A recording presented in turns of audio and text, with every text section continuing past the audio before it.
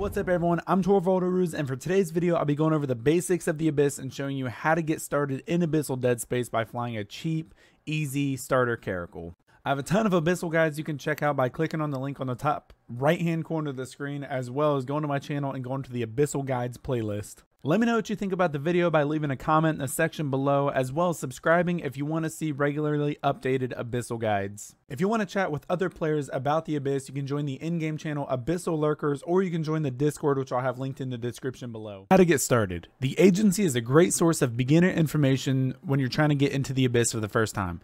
I won't go over the different tiers and weathers because you can check them out in the agency tab and read all about them for yourself. The Abyss is Instance Dead Space PvE, meaning when you activate the filament, only you can go in unless you're flying with 2 other friends in frigates or 1 other friend in destroyers. Upon entering the Abyss, a trace is left outside that is scannable by other players, so if they probe down your trace, they can gank you in high sec or rightfully kill you in low, null, or wormhole space. They cannot enter your Abyssal trace, so you don't have to worry about someone showing up in the middle of your Abyssal run. Once you enter the Abyss, you have 20 minutes to complete all 3 rooms. In each room of the Abyss, you'll find yourself up against a variety of different NPCs and environments.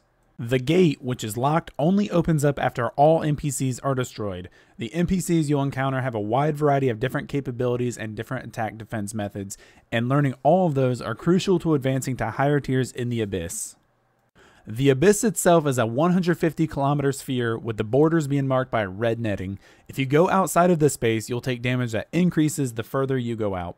Each room of the Abyss, you will see a small sphere near the gate, which contains a wide variety of loot that's only obtainable from the Abyss. This loot includes Triglavian blueprints, mutaplasmids for mutating modules, additional filaments, Triglavian build-in materials, and surveys which you can sell to NPCs for ISK. This website is a really good tool to help out with tracking your Abyssal progress, as well as checking out different fits and seeing which filaments are the most profitable to run. You can check out Nara's Abyssal Loot Tracker website, which I'll have linked below. To show you how to get started in the Abyss, I'll be flying a Caracal. This is a low investment, both skill and ISK-wise, that way you can learn how the Abyss works without breaking the bank or requiring a really long skill train time. Here's the fit. It's pretty simple and straightforward. This buffer fit means you don't have to worry about getting capped out or heating any active repping modules. You'll still want to avoid getting neuted, and if incoming damage is too high, you'll overheat your Hardener or prop mod to get away from whatever is damaging you. Rapid lights are great for application, however the 35-second reload time is painful at times. One thing to note with reload time, if you need to switch damage types, do it after you fired off all 20 shots. Right click the group launchers and turn auto reload off, and once all 20 shots are fired, you can switch missile types. Okay, now that we've got all of that out of the way, let's talk about how to actually deal with encounters in the Abyss. The rest of this video will be me explaining how to deal with different NPCs that you'll encounter. The first encounter here is the Concord NPCs. Important thing to note, you do not gain or lose standings at all in the Abyss. You'll want to use Nova missiles mostly while running gammas because the weather penalty is explosive damage. You can hover your mouse over the effect and see how severe the penalty is. Different tiers have different levels of resistance penalties, so pay attention to that. Gammas give a boost to shield, so everything, especially shield tanked NPCs, take a little bit longer to kill in gamma sites. For this room, kill the cruiser first, then work on the frigates. You do have an MWD, so you can go for extra nodes on the side if you feel comfortable with time.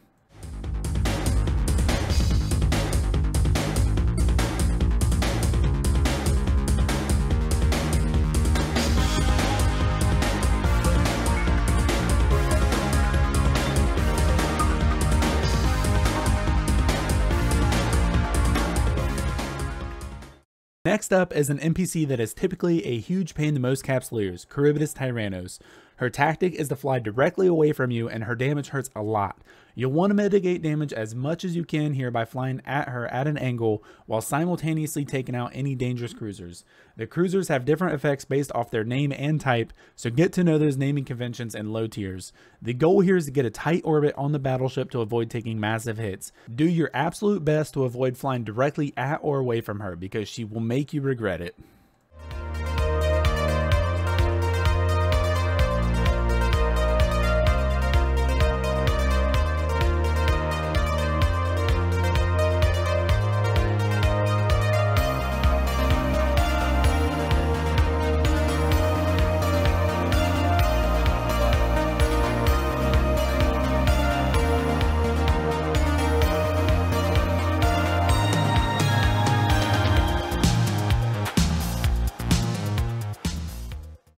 Next encounter is the Triglavian Frigate and Destroyer room. These guys are easy to handle in gammas because they're armor tanked and they remote rep each other.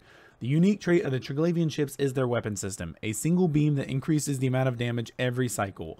To avoid taking lots of damage, kill them quickly. If the damage is too much to handle and you can't kill them fast enough, you can break their cycles by flying out of range. The spooled up damage resets if the gun cycles off, so be ready to fly away if your tank is struggling.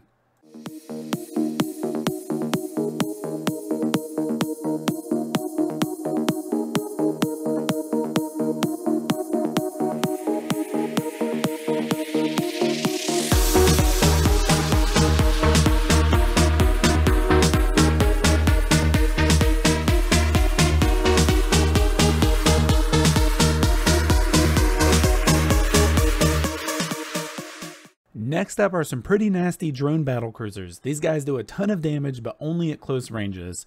The name of the game here is to stay away from these guys. They're usually accompanied by smaller drones, which you want to pay attention to, especially snare casters, which have stasis webifiers. Kill the small drone first and stay away from the battlecruisers.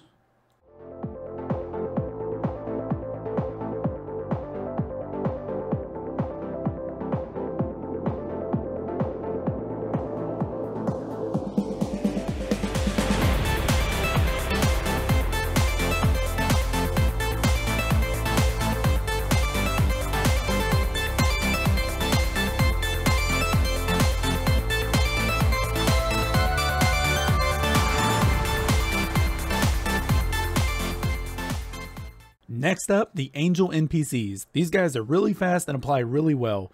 Focus on Dramiels and Cinnables first, they're the most dangerous. You shouldn't have too much issue with these guys as long as you don't sit still and face tank them.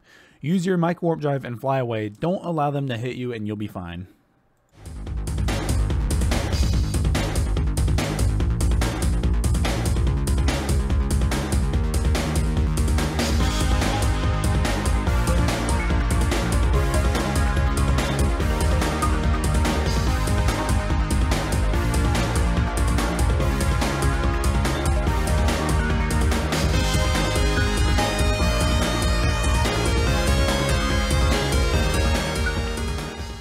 Last but not least isn't a tough room, though it can be. Don't let these little guys fool you, they do a ton of damage if you let them. Their names give you an idea of the type of damage they do, so pay attention to that when you're picking your target. A cool trick to use with these guys, let the Deviant Suppressors kill them. The Deviant Suppressors do damage to missile and drones, so you can orbit a suppressor and let the tower do all the work for you. One thing that's really important, especially if you're flying a missile or drone ship, is to pay attention to the suppressors. These towers will hit your drones just as they do the enemy NPC drones, and the tower also affects your missiles. If you're firing missiles and nothing is happening, it could be that a suppressor is destroying those missiles in flight. That's it for this video. There's a lot of information here, so hopefully you learn a thing or two and you're inspired to get out into the abyss and try it for yourself. Again, I've got plenty of guides covering all kinds of different methods of taking on the abyss, so check them out and let me know what you think. If you enjoyed the video, drop a like, and if you want to see more, hit that subscribe button. Fly dangerously, and I'll see you in the abyss.